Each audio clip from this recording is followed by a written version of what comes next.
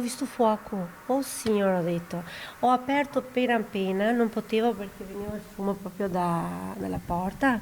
Subito ho dato a mio figlio e a mio marito andiamo fuori perché non si può insomma stare dentro. Siamo usciti cioè, dalla finestra grande qua. Un rumore sordo che ha insospettito la famiglia riunita sul divano per l'inizio del film, poi il fumo.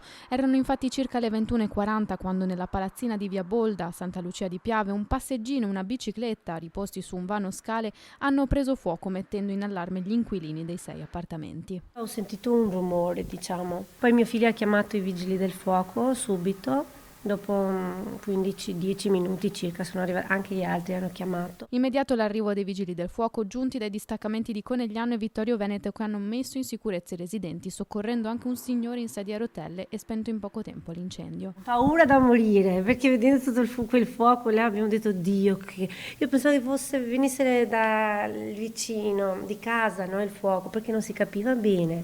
Magari hanno preso fuoco loro da dentro, invece no, era proprio fuori. Circa 2 ore la durata dell'intervento, dopo il quale i residenti, quasi una quindicina in tutta la palazzina, hanno potuto rientrare nelle loro abitazioni.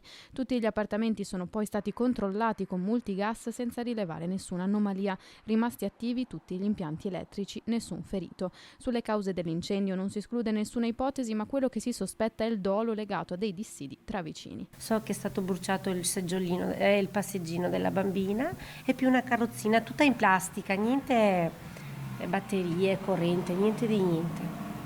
È un giallo, diciamo, ma noi non è che andiamo d'accordo, siamo solo 6 famiglie, è strano anche per noi. Un giallo che il sindaco Fiorenzo Fantinel vuole risolvere perché tutte le ipotesi portano al dolo. Una carrozzina e una bicicletta che possono propagare fiamma mi sembra abbastanza singolare quanto improbabile. In un contesto così piccolo come questa residenza mi preoccupa non poco, sono gesti che se confermati sono non solo stigmatizzabili ma ci mettono così in forte apprensione perché è evidente che può accadere di tutto